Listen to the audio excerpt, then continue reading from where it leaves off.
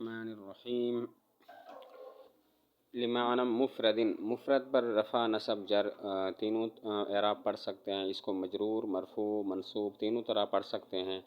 اگر اس کو مجرور پڑھیں تو پھر یہ معنن کی صفت ہوگا، یعنی کلمہ وہ لفظ ہے جو وضع کیا گیا ہو معنی مفرد کے لیے۔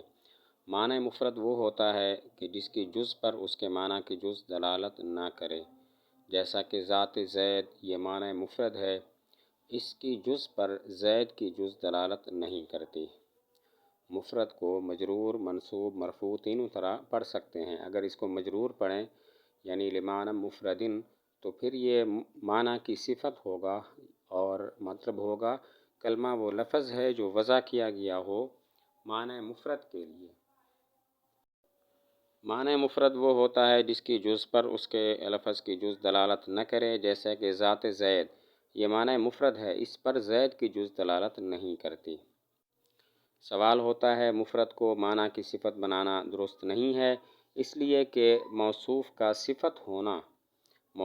صفت کے ساتھ متصف ہونا پہلے ہوتا ہے اور اس کی طرف فعل کی نسبت بعد میں ہوتی ہے۔ جیسے جاء رجل عالم، اس میں عالم رجل کی صفت ہے، اس میں رجل کا عالم ہونا پہلے ہے اور اس کی طرف مجیعت کی نسبت بعد میں ہے، جاء کی نسبت بعد میں ہے۔ تو اگر مفرد کو معنی کی صفت بنائیں تو اس کا مطلب ہوگا کہ معنی کا مفرد ہونا پہلے ہے اور وضع اس کی طرف وضع کی نسبت بعد میں ہے، حالانکہ وضع پہلے ہوتی ہے اور معنی کا مفرد یا مرکب ہونا تو بعد کی بات ہے۔ سوال ہوتا ہے مفرد کو معنی کی صفت بنانا درست نہیں ہے، اس لیے کہ موصوف کا صفت کے ساتھ متصف ہونا پہلے ہوتا ہے جبکہ اس کی طرف فعل کی نسبت بعد میں ہوتی ہے۔ جیسے جاء رجل عالم، عالم رجل کی صفت ہے تو رجل کا عالم ہونا پہلے ہے اور اس کی طرف جاء کی نسبت بعد میں ہے۔ تو اگر مفرد کو معنی کی صفت بنائیں تو اس کا مطلب ہوگا کہ معنی کا مفرد ہونا پہلے ہے اور وضع بعد میں ہے، حالانکہ وضع پہلے ہوتی ہے اور معنی کا مفرد ہونا بعد میں ہوتا ہے۔ جواب یہ ہے کہ مفرد کو معنی کی صفت بنانا اور معنی کا پہلے سے معنی کو مفرد کہنا یہ مجاز مشارفہ کی قبیل سے ہے کہ چونکہ وضع کے فوراً بعد معنی نے مفرد ہو جانا تھا، اسی وجہ سے اس کو پہلے ہی سے مفرد کہہ دیا گیا۔ بالکل ایسے ہی جیسا کہ حدیث شریف میں ہے من قتل قتیلا فلہ سلبہ، جس نے کسی مشرک کو من قتل قتیلا تو معنی کو مفرد پہلے سے کہہ دینا مجاز مشارفہ کی قبیل سے ہے کہ چونکہ وضع کے فوراً بعد معنی نے مفرد ہو جانا تھا، اسی وجہ سے اس کو معنی کو مفرد پہلے سے کہہ دیا گیا۔ اگر مفرد کو مرفوع پڑھیں تو پھر یہ لفظ کی صفت ہوگا، یعنی کلمہ وہ لفظ مفرد ہے جس کو وضع کیا گیا ہو معنی کے لیے۔ اگر مفرد کو مرفوع پڑھیں تو پھر یہ لفظ کی صفت ہوگا، یعنی کلمہ وہ لفظ مفرد ہے جس کو وضع کیا گیا ہو معنی کے لیے۔ لفظ مفرد وہ ہوتا ہے جس کی جز معنی کی جز پر دلالت نہ کرے، جیسا کہ زید یہ لفظ مفرد ہے، اس کی جز ذات زید کی جز پر دلالت نہیں کرتی۔ تو اگر مفرد کو مرفوع پڑھیں تو یہ لفظ کی صفت ہوگا، یعنی کلمہ وہ لفظ مفرد ہے جس کو وضع کیا گیا ہو معنی کے لیے۔ لفظ مفرد وہ ہوتا ہے جس کی جز معنی کی جز پر دلالت نہ کرے، جیسے زید یہ لفظ مفرد ہے، اس کی جز ذات زید کی جز پر دلالت نہیں کرتی۔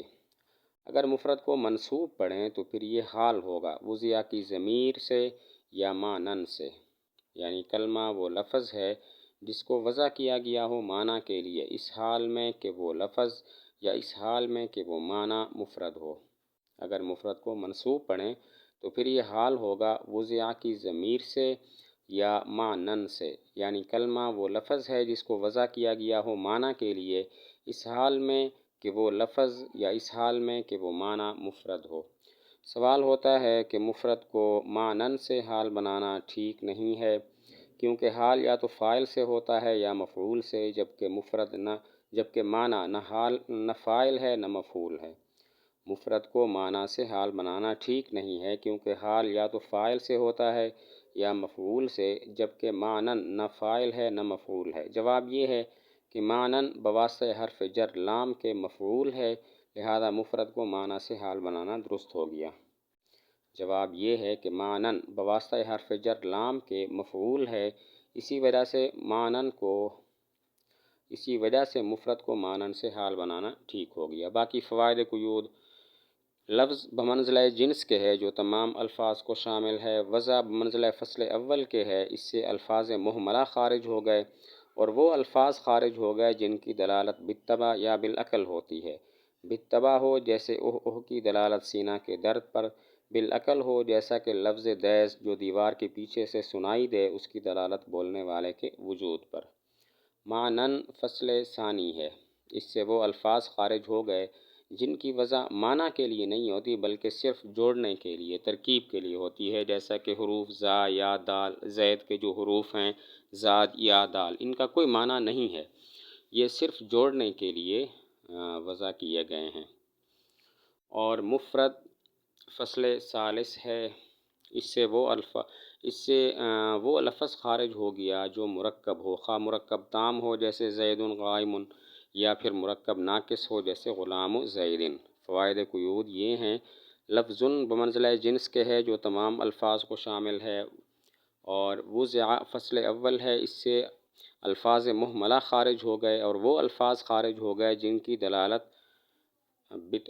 دلالت بالطبع یا بالعقل ہوتی ہے۔ بالطبع ہو جیسے اوہ اوہ کی دلالت سینہ کے درد پر، اور بالعقل ہو جیسا کہ لفظ دیس جو دیوار کے پیچھے سے سنائی دے اس کی دلالت بولنے والے کے وجود پر۔